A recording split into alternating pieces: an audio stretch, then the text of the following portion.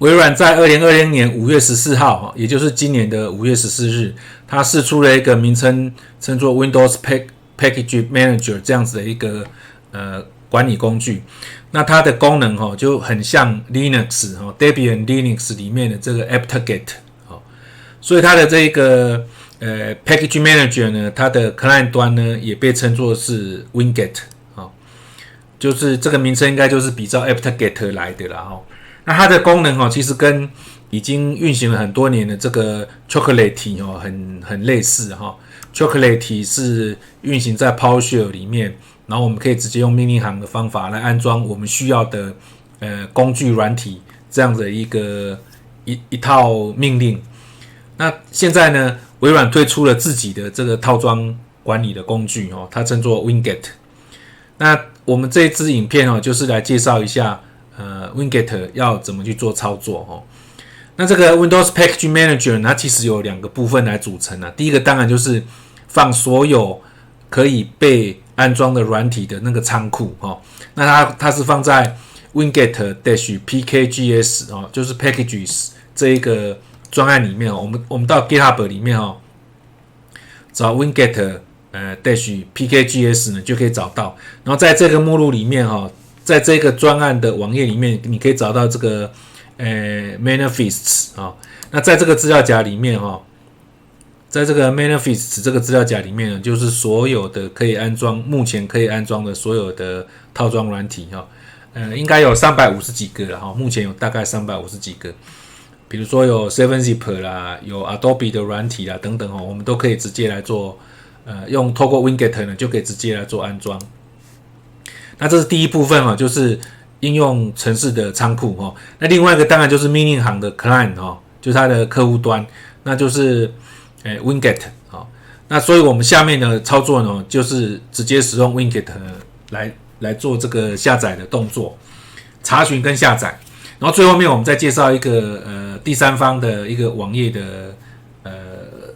系统它可以帮我们不要用这个指令，直接从网页就可以直接做这一些下载跟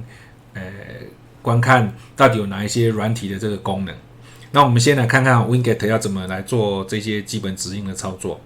在目前 Winget 的这个 Preview 的版本我们最简单的安装的方法其实还是到它的这个 GitHub 的网站上面到 GitHub 的网站的这个 Release 里面就是说我们在 Winget-CLI 这个专案下面你找到这个 Release 在这个 Release 里面呢，你就可以找到这个可以安装的这个 AppX Bundle 这样子的一个档案，然后把它下载下来直接执行了，就可以做安装的动作了那安装完以后呢在你的 Windows App 这个资料夹里面就可以看到Winget 这个指令了。我们先看一下 path 你要确定就是在你的local app data 下面这个刚刚就是这个资料夹，你在你的 users app data local Microsoft Windows apps 里面到时候 Winget 呢就会被安装在这个地方，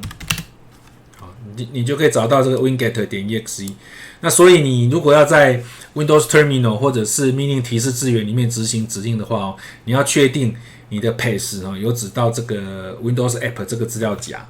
那有了这个资料夹以后你就可以直接用 Winget 呢来下命令了那后面都不接任何参数的话它就会把使用方法给显示出来所以我们目前就有 install、show、source、search、hash 跟 validate 这几个内容，这几个命令可以使用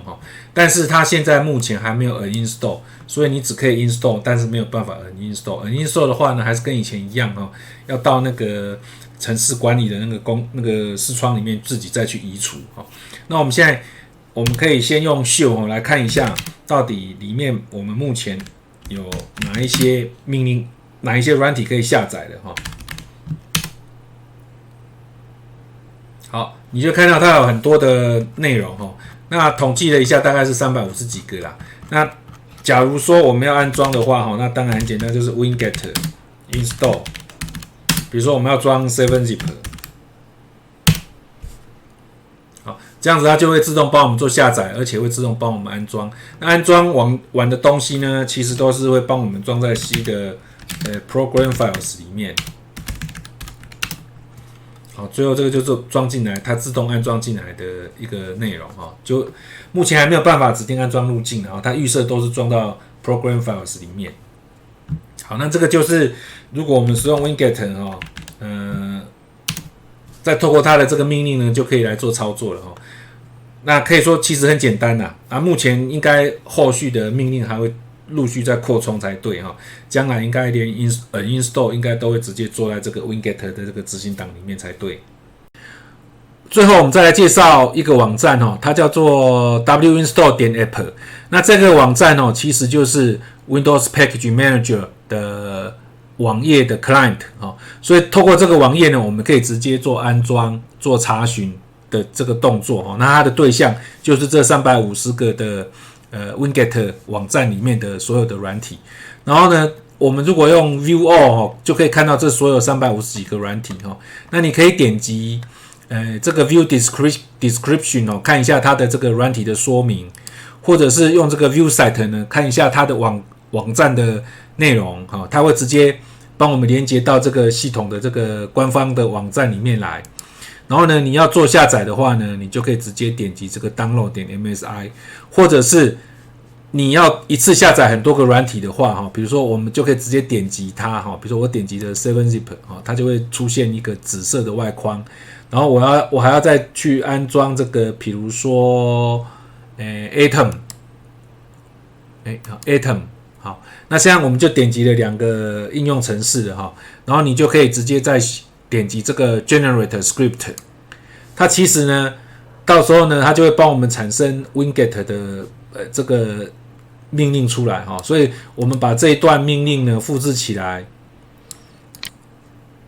好，把它复制起来，再贴到命令提示字元里面呢，就可以执行了或者是你